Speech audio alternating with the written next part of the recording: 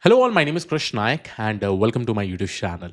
So guys, I hope everybody's following my LangGraph crash course. Already part 1 of the LangGraph crash course is uploaded where we covered various topics wherein we need to understand about LangGraph fundamentals. We built agentic AI applications. We learned about MCP techniques, how to build MCP server from scratch, how to work with multiple tools, how to add memory, how to add human feedback in the loop and many more things, right? Now in all this specific stuff, uh, that was basically covered in part one. Now, in part two, we had to probably go ahead and learn about workflow and agents, multi agent, functional API, and I was about to do the recording. Okay. Now, before I record this part two, I have to make this video. That is, what kind of projects you should definitely make if you are trying to get into generative AI field, you know. And this question is important because generative AI is for every domain. It is for every kind of job roles. A front end engineer wants to learn it, a back end engineer wants to learn it, a data scientist wants to learn it, a AI engineer wants to learn it, and an ML engineer wants to learn it, because there is a lot of scope in building applications in a much more efficient way. Because at the end of the day, you are integrating your applications with LLM, you're integrating your application with some external tools, you are creating AI agents that will be able to automate most of your task.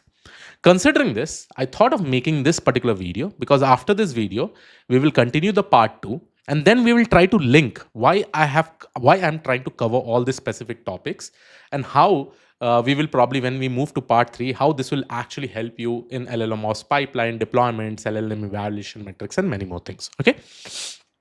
So let's say that you are learning about generative AI. One thing is that once you specifically learn what kind of projects you really need to build, at least to put in your resume, so that your interview process is pretty much, it goes in a much more positive way. Because at the end of the day, what I've seen in most of the interviews, they focus on different kind of project use cases, and definitely with the project use cases that you have implemented, right, you can definitely impress if you follow these things that is happening.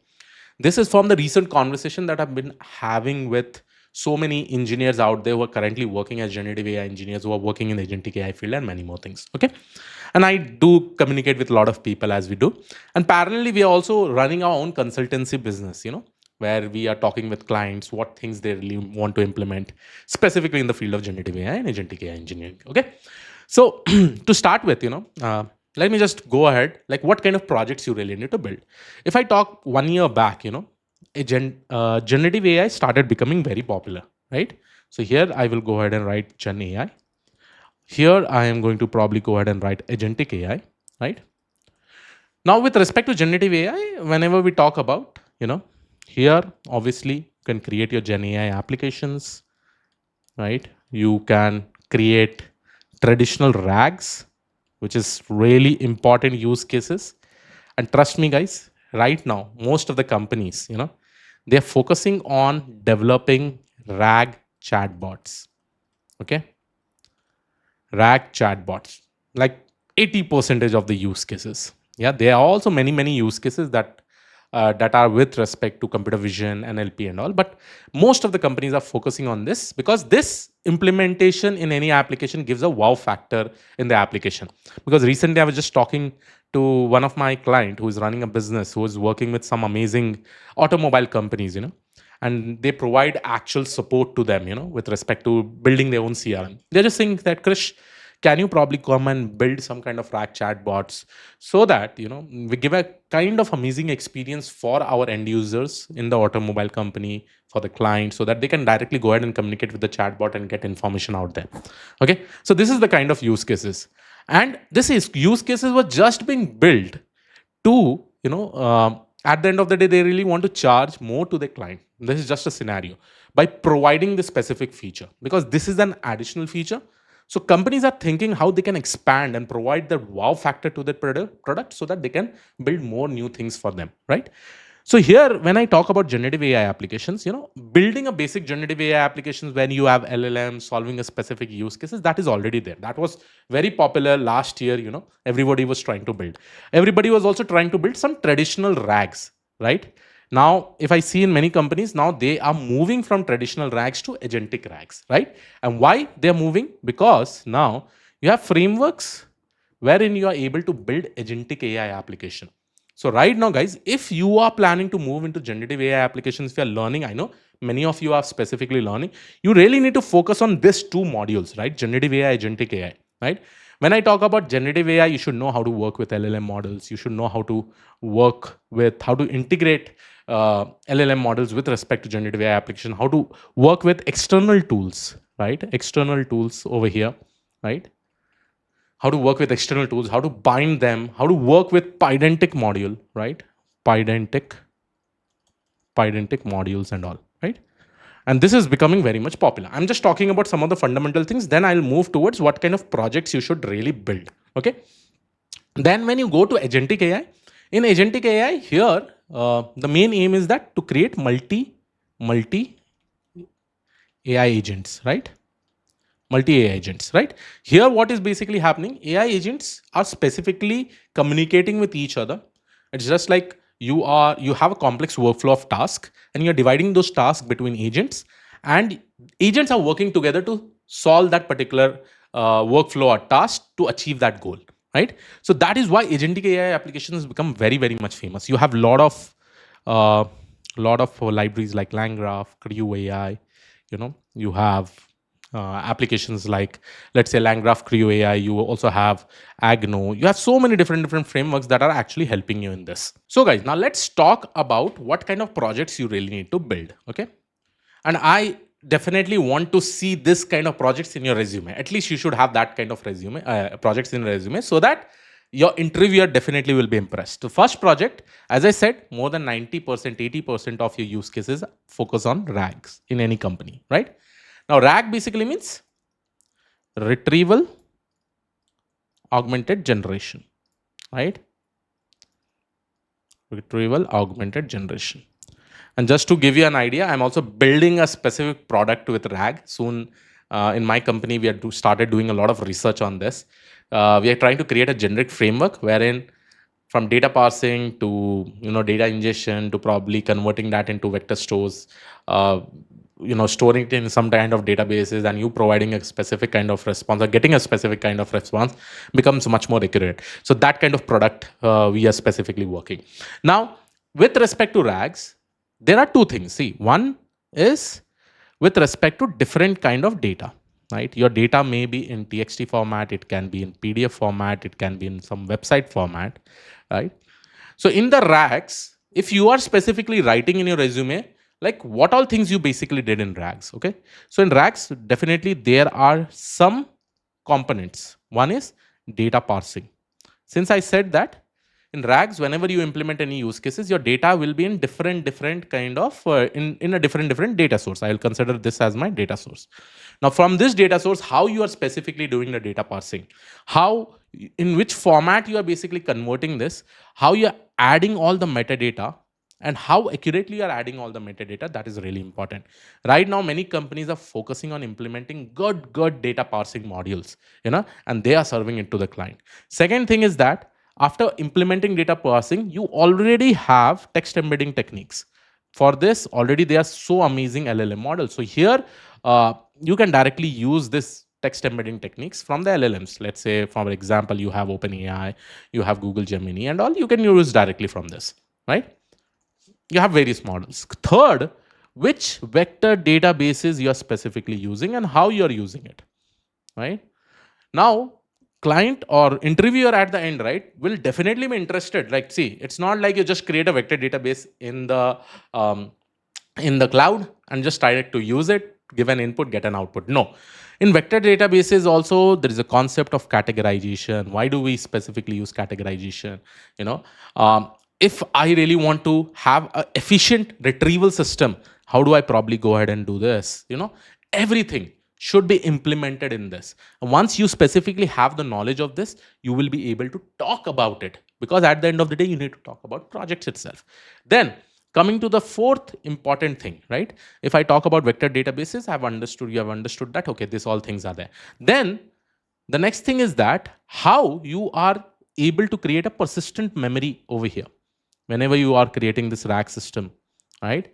Now, when I talk about RAG, there are different varieties of RAG. There is corrective RAG, there is adaptive RAG, and obviously now everybody should move from traditional RAG to agentic RAG, you know, adaptive RAG, there is agentic RAG. So start exploring multiple different kind of RAGs and how memory is managed in this kind of RAGs. That is important because in interviews they will focus on this kind of questions. Okay, so this is really really much important. And everybody, if you do not have a RAG project in your resume, trust me, it will be difficult to crack any job interview because companies are directly interested in this. Okay, then comes in like in this kind of projects, the second thing that I really want to talk about is RAGs is definitely there, right? Second, there should be projects wherein you should focus on creating AI agents. Okay, AI agents. It can be a single AI agent, it can be multiple AI agents, right? So multiple AI agents or agentic AI applications you should start building. Agentic AI applications. Now, the best thing about this agentic AI application is that any normal process, let's say for solving a use case, so in recently, one of the hackathon that we conducted in our last agentic AI batch, we told that, hey, for the software development lifecycle, right? See, how do we solve a software development lifecycle with the help of AI? From business gathering to requirement gathering, to like how a business analyst work, how a product manager work, how that requirement gathering is basically taken, converted into a report, how the coding is basically done, how the unit testing is done. We tried to automate the entire SDLC by building an agentic AI application. And the best part was that so many people were able to develop this. And here we also integrated with human feedback. This is just one example, right? So companies are also looking for building this kind of agentic AI application. At the end of the day, here you are trying to just solve your complex workflow, right? And this complex workflow is just to solve a real world problem statement, right? Just for an example, let's say I want to probably say this scenario I had in my previous use cases also, and I usually say this particular scenario to everyone, even in my classes and all. I want to convert my YouTube video into a blog, right? So for this, I had to probably work with I had to hire two interns to do this specific work. Now I've converted this into an agentic AI application, which is being able to do this entire process in a much more easier way, right? And this is the best thing about agentic AI applications. You try to automate things because LLM has that capability for doing this text part, coding part, reporting part, document analysis part, many more things as such, right? So you can automate definitely by creating an agentic AI application, right? So you should definitely focus on this, right? Now, whenever you're trying to create this agentic AI application, my one very important topic that you should learn is about MCP servers. You should know how to build MCP servers from scratch. You should basically know how to use MCP servers with various frameworks. As you know, MCP is basically come up by Anthropic, right? And many companies are now focusing on building their own MCP server so that you can integrate it easily with their agentic AI application. And at the end of the day, you'll be able to charge them, and obviously the companies will also be able to earn much more money, right? So there are different MCP servers from Tavily to DocDuckGo servers. There are more than 300, 400 plus MCP servers. The reason why I'm telling you to probably integrate all these things in your project, because this will be very much helpful in answering a lot of questions. And definitely the interviewer will be very much impressed by you with respect to the kind of work that you have done. If you are covering these two main thing, that will be more than sufficient. Now comes to the next two block. Krish, why you have created this particular next two blocks, right? This block is basically for two important things. One is debugging and monitoring. Debugging and monitoring. And the third one is specifically with respect to deployments. Okay. Now, debugging and monitoring means what? See, whenever we try to create this complex workflows, you should have techniques of debugging things, right? Some of the platform that I'd like to mention is like Langsmith, right? Langsmith is a tool that is provided, it's like a cloud platform that is provided by LangGraph, where you can specifically do debugging. If you want to go ahead and much more open source, then I hope everybody has heard about MLflow. Right? With MLflow, you will be able to do amazing things. You'll be able to specifically do the tracing, you'll be able to do the tracking, which API call is basically made, how much tokens has been generated. The same thing you can also do it with Langsmith. But Langsmith, when you are specifically working with the enterprises, right, that time there will be some kind of charges based on the request. But MLflow, you can deploy it in any kind of clouds like EC2 instance and all, and you can specifically use for doing this tracing and tracking, right? And whenever we talk about deployments, there is also one more very important thing, which is called as LLM evaluation metrics. LLM evaluation metrics. So once you have this LLM evaluation metrics, there are 9 different evaluation metrics that we can specifically use. I hope many people did not know this, but don't worry. In the part 2, I will start talking about debug and monitoring, and I'll also make a video on LLM evaluation metrics with the help of MLflow. Okay, with the help of MLflow, and you will be like, wow, this is amazing. We'll try to use all the 9 important metrics to do that, and this important experience, if you add it in your resume, like I know how to probably go ahead and do debugging and monitoring. Like in Landsmith, there is something called as LangGraph Studio. Okay, LangGraph Studio. And with the help of LangGraph Studio, you will be able to see the entire workflow in action, right? Which is really, really much amazing, right? So we will be focusing even on debugging and monitoring along with that LLM evaluation metrics. And finally, we'll try to see some of the deployment techniques. Again, here we are going to use the CI/CD pipeline. This 2 part that you will be able to see, it's more towards LLM ops, right? LLM ops. So initially it was MLOps, but since we are now working with LLM models, it is termed as LLM ops, which is also one of the major requirement. See, at the end of the day, why I'm specifically creating all these things? Because people just focus on these 2 modules most of the time. They don't focus on this. Again, focusing on these 2 specific modules will give you an upper hand when compared to the other people out there, right? So it is necessary you start creating this and at least have these 2 kind of projects where you are creating about AI agents and all. And also make sure while you're creating chatbots, at the end of the day, you'll be creating chatbots, right? In the chatbots, how do you manage memory? That is also really, really much important. So I hope you like this particular video. This was the video that I really wanted to create before I upload part 2, so that it gives you an idea what all kind of projects you should definitely have in your resume for generative AI. So yes, this was it for my side. I'll see you on the next video. Thank you. Take care.